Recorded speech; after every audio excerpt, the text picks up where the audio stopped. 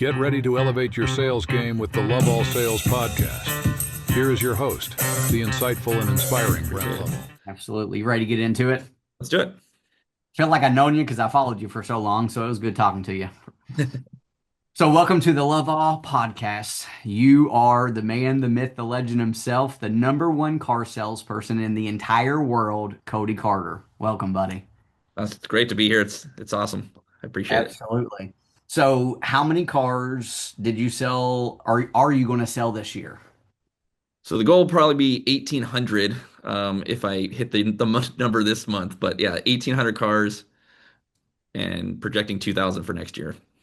My God, more than a lot of dealerships. Like I said when we were talking sidebar. So, congrats, buddy. So, what is the most you ever sold in a month? So this year I did, I believe it was in May, it was 204 and a half. So that was a huge number for me. And I was super happy about that. Can't forget the half. That's like me, 64 and a half. I'm like, don't take that half away. The best part was like, I didn't even know about the half until like the following Friday when we do the meeting and they announced the numbers. And I was like, oh, there's a half in there. I'll take it. So And what kind of money selling 1,800, 2,000 cars in a year, what kind of money does that make you personally? it's a lot. Like, I try not to talk about the money specifically, but you could, I've had six-figure paychecks on a month. It's stuff like that it happens, right? Much people think it's unbelievable. It has happened, and the money's good, but the hours are there to pay for it. The hours, that's the worst thing about the car business. Yeah, my hours are pretty decent the way I have it set up, but the way I think about it every time is, you know, I need to figure out how much money I need to make today for make it worth it to even show up, right? It's like I need to make $2,000 every single day or more, to make it make sense. That's just kind of how I see it as a goal in my head, and we get there. Buddy, I'm proud of you. So, how old are you? I'm 33 years old, and I've been through our 33. business almost 14 years. So, you got in as soon as you were 18 years old, 19 years old, roughly speaking. Yep, Was you super talented when you first got in? I did pretty good. Like we were in a small store, like 180, 200 car store. My best ever there in the 4 years I was there was 28. But consistently like 22, 25. And I had a pretty good mentor that we teamed up with a lot. Okay. When you say mentor, do you mind sharing his name or her name? So his name was Benji. He passed away a couple years ago. But he this super cool Persian dude, and he was just wild. And he taught me a lot of stuff, and we would marry up a lot where I would do I'd find the car, the customer, and the credit application, and he would do the closing. And then we also lived in a snow town, so like he didn't want to go outside in the snow. I didn't care. I was young. I'll be out in the snow, and we just paired really well together. So I learned a lot from him, and so that's kind of where it's taken off to today, really. Okay. And what's the one thing that if you had to put your finger on one thing, what's the main thing that he taught you that's helped you? He made it kind of like a show, right? The way that everything we did was like the Benji show, and it was a little bit extravagant and out there, but it's the experience, just to make these people, feel good about it. And that was one thing that Benji did not disappoint. He was We got some good stories of how wild he was, but he had lots of fun, and the customers really enjoyed it, and they would always come back for that. When you So, say a story, any particular story you want to share? I think the one of the funniest ones was he was trying to sell, I think it was a Venza, and the way our showroom was, the whole front building was glass, and he's trying to close the customer on a car that's parked right out front, the glass, and another salesman walks by with the car with the set of customers. They start sitting in it, and so he's like, "Oh, they're gonna buy our car. They're gonna buy our car. Let's go ring the bell." So they go and ring the bell to say that they bought the car. He kicks open the front door and he yells across. He's like, "That car is sold. Get out of my car!" Right? And the customers were like, all the customers were like, "What's going on?" But the people who are buying it felt like, "Oh man, he's taking care of me. That's my car." And the whole show was fun with the Benji show. Or he would just take him up to the desk and just, this is so and so to the desk.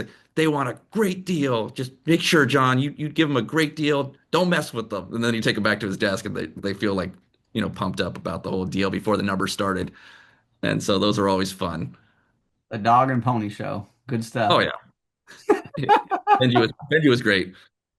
So what made you get into the auto industry? I didn't want to be in the auto industry. Like that's the funny part about it. My last store, the finance director that's still there, takes all the credit for it. I was in architectural sales. I wasn't having the best time just with some of the management stuff, and so I just threw it out on the different platforms, like looking for a job. And he emailed me. He's like, "Hey, are you interested in selling Toyotas?" Blah blah blah. And I just said, "No, I'm not interested." And he replied back, "Sounds great. I'll see you this time for your appointment. Let's just have a talk, anyways." And I was like, "Okay, I'll go and talk to him." And at the time, my wife now, we were dating at the time. I was like, "Well, if it's not like a set, pay, I'm not into commission. I've been doing commission for a while. I'm not interested." All right. And I grew up in a Ford family, so I thought Toyota was weird already.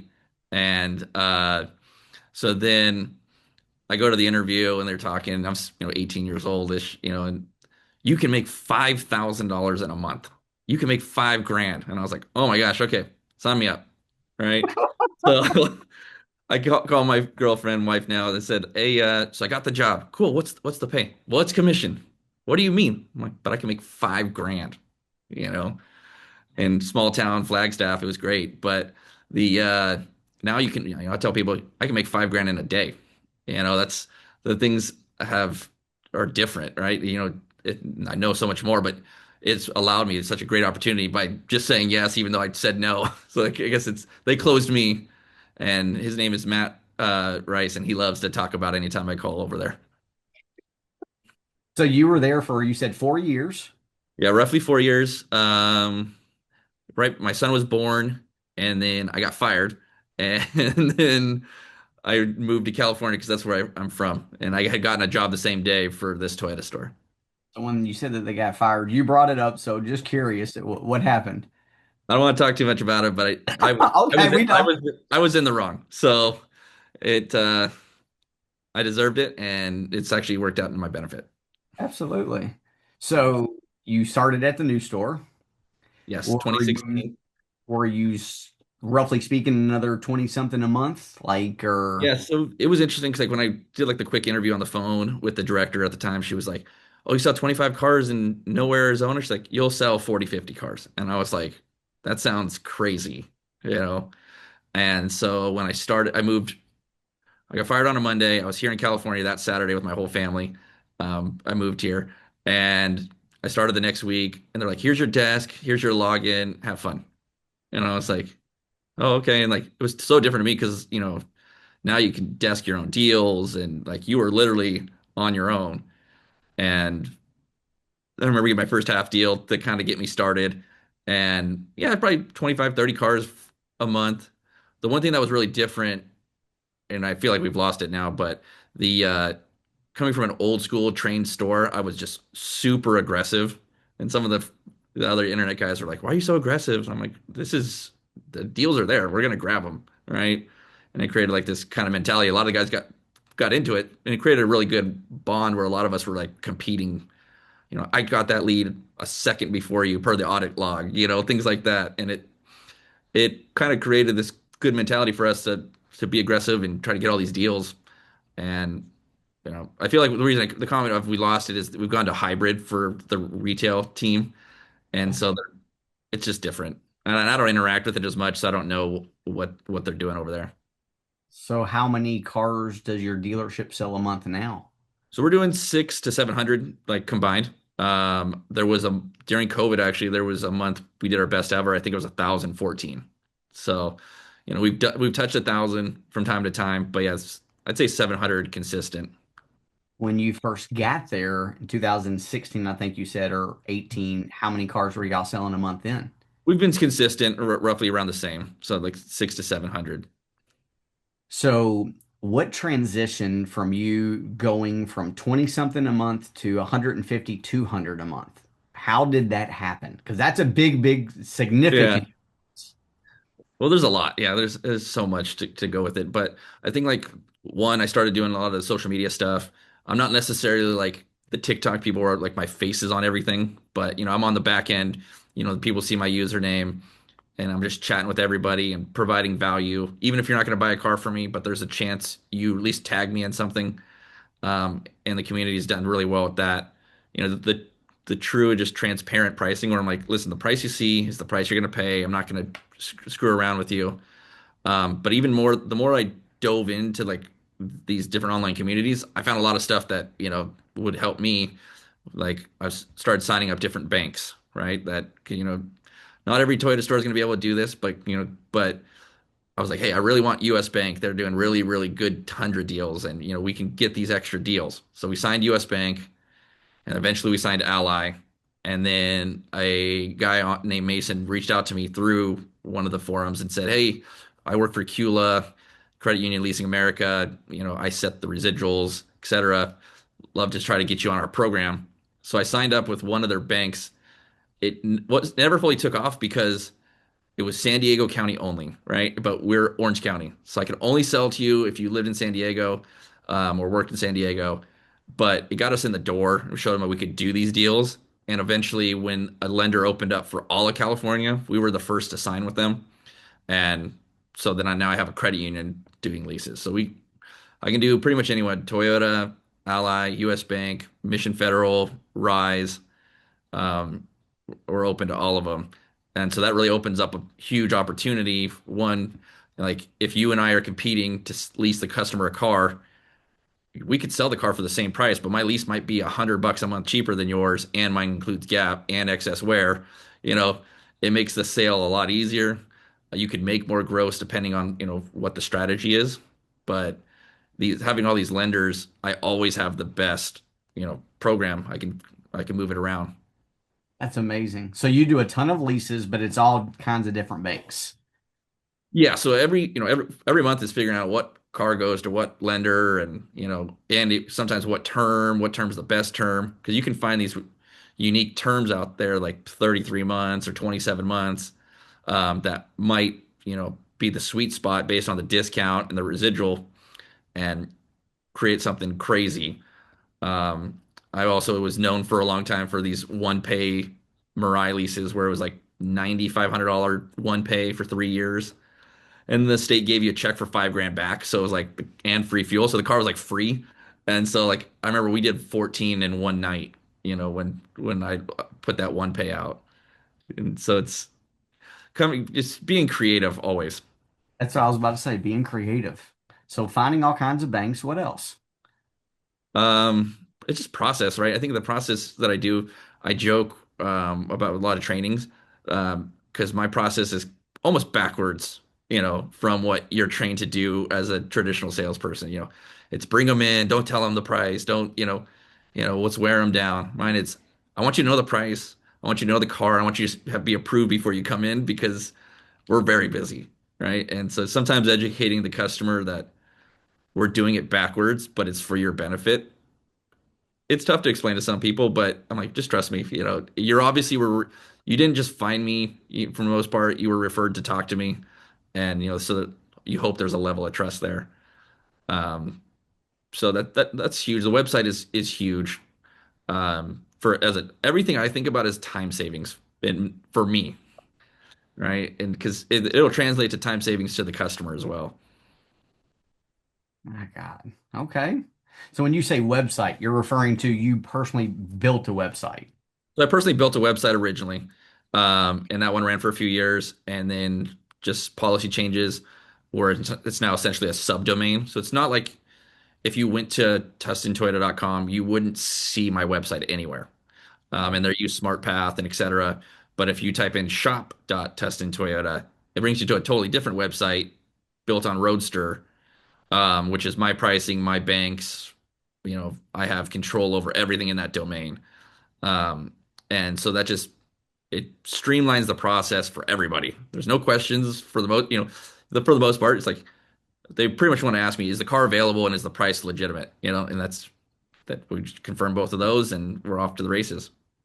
So tell the story when we talked sidebar before this about when you were building the website, you had people that were like, you're just wasting money. Tell that story because that's like, it just Yeah. shows the average brain is like, no, you went against the grain and it paid off huge.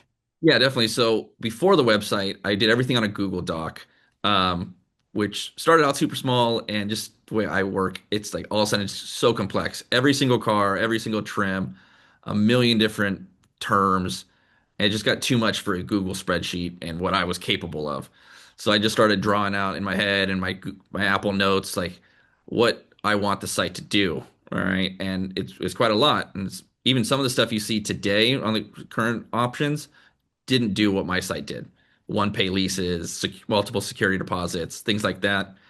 And I was like, I have no idea who's going to build this or how I'm going to find somebody that I can trust to build it. And so I just like waited. And one day one of my customers was here and I was looking at his app and I was like, wow, you're a web designer and you own the company. I have an idea. All right. And I was like, let me send it to you. Let me know what you think. He texted me back a few days later, like, well, what do you think this is going to cost? And in my head, it's more like, I don't think he can afford to do what it's going to take. And I just threw out a number like, if you can get it done for 15 grand, I'll do it. And he's like, well, cool, because it's only going to be 10 grand. And I was like, sweet. Well, I appreciate the honesty that you didn't just take my extra 5 grand. He got it later though with some updates and things like that.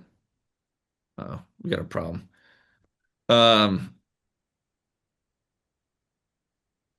they messed up one of my drivers. Took my changed my schedule.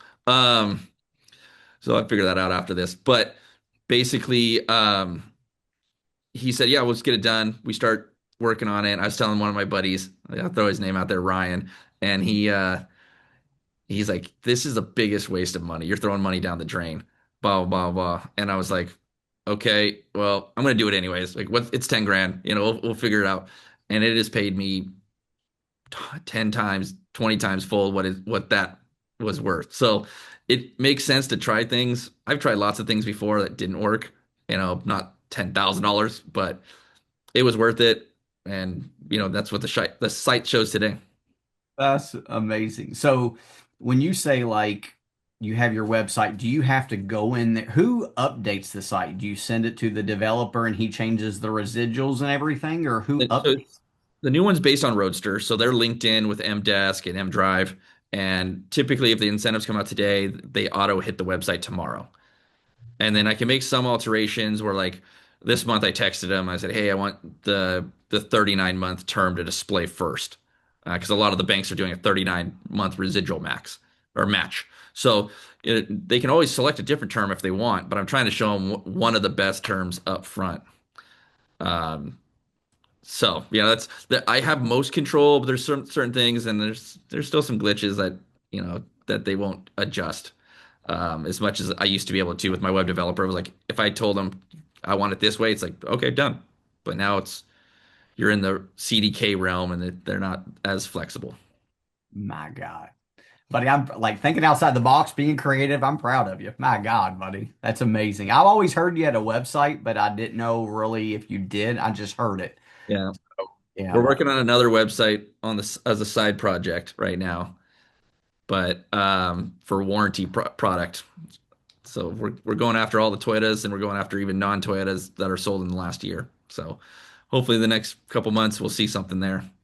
meaning like selling warranties to like all across the nation. Yeah, selling nationwide Toyota warranty, Toyota backed warranties at a good Just price. Toyotas only. What's that?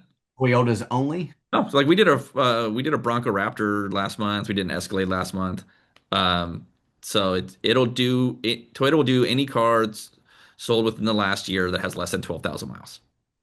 And that's going to be your company? It's not gonna be my company. It's paired with what we're doing here, but it's a separate site because it doesn't necessarily play into what we're doing. But hopefully that'll do well. 'Cause, we're looking for more penetration, extra warranties.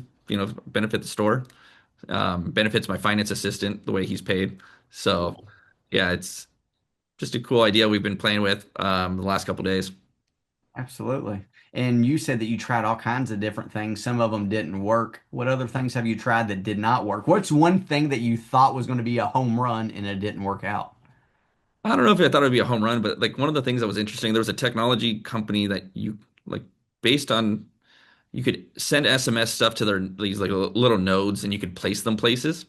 And like it mostly worked with Androids. When you'd walk by it, would send a notification to your phone, right? So I played with it a lot with some of the malls and then also with the other stores in the auto mall, right? They're placed close to the driveway, so it would ping them to let them know that like we'd pay them more for their trade or things like that Really? as they would drove by. So, I got a couple hits from it, but it's just something to try. It didn't work out a long term, but it was fun. I never even thought about that. That's amazing. Yeah. It didn't drive enough traffic for what it was worth, so I was like, okay, we'll drop that. So, but it kind of maybe riled the other stores, which I'm okay with that. Buddy, it's competition and being creative. That's awesome. Okay. So, buddy, that's pretty good. And like it's got my brain thinking just that idea. Like that's good. Yeah, that was fun. Yeah, it was. I remember dropping them off at the malls in like the planter boxes and stuff. So, My God, buddy. That's good. Is there any other ideas that you thought would be good that did not work out? nothing super like some of them was just some. I don't know. We do some mailers. Some of them work, some don't. But they keeping consistent on those. The one mailer that does really well was I send it to the end of the leases, and it'll be, hey, just come have lunch with me, and we'll talk about your lease. You don't have to do anything, right? That one hits really well, where because we have a Subway inside the dealership, so the food doesn't cost me anything. So it's just I'm like, cool. Let's just sit down, we'll have a Subway sandwich, and we'll go from there. And most of those deals, most of them close. So You got a Subway dealership inside yours. yeah, so we have Subway franchise inside the dealership, which is really convenient for people. Absolutely. So how many cars you sell 700 a month? How many cars are total on your lot? So we have about 500 new right now and about 100 used. And you So, all turn your inventory every month. oh yeah, I mean, the inventory it has to move. We don't have the space that we did pre-COVID because we let a lot of the lots go. So it's yeah, the stress is to constantly move the in stock units, and that's kind of like my main priority is it's not pre-sale, it's selling what we have here. Do you sell a lot of cars before they get there? Not so many right now just because of the availability. But some of the more rare cars, yeah, like those certain cars, like we have the new GR 86 Yuzu. It's like one of I think they're 500 or something like that. And so the first one got here yesterday, and that one was sold by me, and the next one sold by me too. So they have some opportunities to catch some quick cars. I also pre-sold the first 26 RAV4 yesterday. So, you know, I'm a little bit faster at selling them, or I have a bigger book of business to be able to catch those. But most of it's going to be like, what car do you have today? Even if they select a car that's not here, I'm like, well, this one's closed. Do you want to do it now? Things like that. Um, yeah, it's all about now. Absolutely. Walk everybody through your process. I know me and you spoke, but walk people through your process. How you sold you said your goal is at least six a day just to get to 200 cars a month. You sold as many as like 15 cars, I think you said, just going off memory in one day. Like, how do you do that so quickly? You said you get people in and out in 30 minutes. How? So like typically we're not like planning for today, right? We're planning for tomorrow. Like whatever I'm doing today is pretty much for tomorrow. So it's going through the applications today, submitting all the deals, and then getting them pre-approved and just putting them in a schedule. Like, and I let them know like, hey, I only have availability from 10 to 4 p.m. to pick up the cars because we're trying to leave by 5, right? And so, and we'll slot them in every 30 minutes, back to back to back, if necessary. But right now we're delivering probably 50% of the cars to their homes. So, Okay. um, so like this morning when I got in, first we had a meeting because it's Friday, and then I'll print the cover sheet, the driver's license, insurance, credit, and approval for every deal. And then I just notate on the front, it's going to this address. These are the times I told them. So we'll deliver 3 cars from 12 to 1, and then we'll do like 3 cars at 5 to 6 because a lot of them are going like out to LA or San Diego. So they drive out there, sign the customer, Uber back, take a lunch, go do it again, right? And that's the process. Um, and it sometimes gets screwed up. Like while we're on this podcast right now, I'm getting texts. What's the ETA on this car? And from when they walk by the glass, Looks like they stole one of my drivers to go do a dealer trade, even though we told them last night, don't get stolen to do anything else. So, chaos happens, and we'll see after this how they handled it, and hopefully we handled it right. And yeah, but as part of the process, and so there's that part for the delivery side. But and I'll make a comment. My Uber bill is like 10, 11 grand a month, um, for just driving these guys back. In store, obviously, we already know what the car is that they selected because we want to know in advance. So the credit's approved, the car's approved. They show up, they check in for me, I greet them, walk them outside, confirm this is the right car because sometimes they think it has something and it doesn't. Most of the time, we're good, and then we'll walk straight into this finance office. Anthony's ready. He's super happy to show them.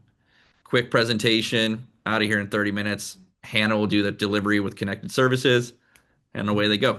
I joke like, hopefully we were fast enough for you, sir. Like hopefully we didn't keep you here too long. And they're always laughing. And I'm like, well, what are you going to do with the rest of your day on a Saturday? Because you probably thought you were going to be here all day.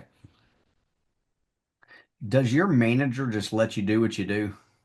Yeah, he knows that like that I've earned the trust, obviously, for the most part. I deal directly to the general sales manager, and he just lets me run with what I'm doing. And he sometimes he'll tell me, I just need you to sell more. Whatever you're doing, I need you to sell more. I'm like, believe me, we're trying. And but yeah, he answers some of the weird questions for me. But for the most part, yeah, we're in an island in the back of the corner of the building and just doing our thing. Tell me this much, like if someone's just getting in the auto industry, what's your best advice to them? So the best advice, like honestly, is lease, right? Is learn the lease program way better than anybody else, right? Learn the ins and outs of your program, like with Toyota, multiple security deposits, the one pays, things like that that most stores one aren't going to do, and will give you a competitive edge. And you're just building that constant pipeline. I always told my wife, I was like, I need to stay in one place 3 years. I'm like, 3 years, the lease returns will come back around, and we'll be set. The schedule will be better. It took longer than 3 years, but that's the general concept. The other one, some people talk about is service, right? The amount of deals that are sitting in the service department and the technology is available to, data mine these customers, eh, you know, it's not enough people are doing it, and every once in a while, like if I have a free moment or sometimes late at night when I'm just watching TV, I'll jump in, I'll send 100 emails to these customers. I'm hoping to get 1 to 2 deals, but those deals are really good deals, in there. The customer loaned their payment, but we're also making good money. And so one customer will pay for that 100 emails, in my time. So that if you're looking for the growth side, service is a gold mine, and you can just cherry pick the good ones and leave all the bad ones. Okay. What what advice would you give a veteran person that is afraid to try new things? Just like when you tried that website, everybody said you were crazy, you wasted money. What advice do you have on veteran people? The vets are tough, right? And then sometimes, we're hard-headed. I was hard-headed about the social media stuff before this store. Get uncomfortable. You'll see it in your paycheck. That's the biggest thing. The vets, all they care about is, get in, get out, make money, right? Try something different. Try the social media, whether it's the way that I do it, where it's not my face, or you could be on TikTok, and post videos. You'll be surprised what that generates. And just another addition is like reach out to your customers, that past customers, with something stupid. It doesn't even have to, just let them know that you're thinking of them, and that way your name is there for the next time, right? That's one thing I like, actually. I can find this. I have a sticker. There's a sticker I put inside the glove box of every car. Like when you drop the glove box, that little lip, we stick a sticker there. It's got my name and contact information, Toyota logo, the phone number for service. Um, that way, like every time they open their glove box, because a lot of times you're opening it for an emergency. Why doesn't this work? Where's uh, the wheel lock, things like that. You see my name and you see the number for service. So it's like that helps. Some people put it in the gas tank. I like the glove box, and I also put it on the packet for like their manuals. So it's just putting the name on little different things. The letters, like I talked about, are huge. Another tip with the letter, because I hate mail, all right, is mail for the most part is all white letters, right? Mine comes in a bright red envelope, and it's okay, it's something different. Christmas time, there's probably more red, but it's like, well, this might be something important, or it might be like from a family member that sent me a card, right? And so the open rate on mail like that typically is better. How many pieces of mail do you mail out monthly? It's mostly on, we mostly do just lease returns now because there was just so much. So it's, there's still like, I was looking at the number this year. I think I did 1,100 leases, so it's like there's a lot of lease returns that are going to come back. So you hope to capture those. And for the most part, I capture a lot of them. How do you deal with all of it? Sometimes not well, but to be honest, for the most, it's as much as people say it's impossible or you have a huge team. It's it's three of us. I touch 100% of the deals, right? So there's a stress to that. I guarantee you when I'm done with this, checking my phone is going to be crazy. I get 500 inbound texts a day, so it's trying to go through all of that, keep your sanity, as long as everything's going well, we're fine. But every once in a while, my assistant has to remind me, like, it's going to be okay. You can do X, we'll move X, Y, and Z, and she'll put me back together sometimes, but it's stressful. Absolutely. How do you find enough time for your family? So, well, I can leave the store a lot, but there's times that you'll be on me on the phone, but it's still affording me a good time. Or like, if my wife calls me and says, I need you to pick up the kids at school at 3 o'clock, it's no big deal. Cool. I'll go pick them up. We'll go home. We'll do the homework, and then I'll jump on the computer, work. We'll go do something. I do when I'm not in the store, I do a lot of bulk working. I'll let it pile up to, for a couple hours, then I'll sit down and knock it all out in 30 minutes. But it's a lot different than a normal salesperson's thought process because, like, you deal with one, maybe two customers a day and getting 1 to 2 credit applications a day. I'm like, I'll get 30 in a one day if it's the right opportunity. 10 to 15 on a normal day is a normal day for me to see those many apps because obviously not everyone gets approved. I think my finance assistant said it best the other day. He was like, nobody understands what it's like to work in this department where you walk in and we're going to sell one car today. And I leave to go get a haircut and I come back and you have 8 deals sitting on my desk. It's things can change so quickly in this department. Dude, I'm blown away by you. Sincerely. Like it's just hat goes off to you. What advice would you give to a manager if he's got a top salesperson? Mess with them, try to push them more, just leave them alone. I think everyone's a little bit different. I think the message to the managers are going to be, you know, give them some leeway, give them the opportunities when they ask for different products, right? When I asked, hey, I really want to do US Bank. This store's been around for a long time before me, and they didn't have US Bank, and they didn't have to say yes. But we went down the road, it made sense, right? That's the kind of stuff that give us some leeway. You probably won't be, it probably won't hurt you, right? But yeah, some of the guys need a little bit of pushing. I grew up at an old school store, and believe me, they were for 4 years. They were hard, and I think that honestly that made me better. Absolutely. And you said this store is more relaxed when you first got there. The other store was completely different. So you got the best of both worlds. Oh yeah, so we're a very corporate store, which is good. We need rules and structure, but it's you know the drive of like it's 100% my problem if I don't make money, right? Because I don't go to the desk to give me numbers. It's I'm making the numbers. If I don't make the money, it's 100% on me, right? And some people can't handle that. I've been doing it for 14 years, and it's the norm. Absolutely. Any parting words, anything you would like to share? Tips, advice, things to avoid, anything. Uh, Come to work, right? Don't We're not here to talk for the drama, cause drama, date people in the store. Just come to work, make your check, go home to your family, right? And treat customers the way that you want to be treated. Because honestly, car buying is tough. And I tell the customers the hardest part of this is going to be picking a car. Everything else will be easy. I like that. So that's what we go through. Like the numbers are the numbers. It's just math, but find the car that you like, and the numbers will be what it is. And that's the hardest part is picking a color, trim, blah, blah, and then the deal is what it is. And let's get you out of here.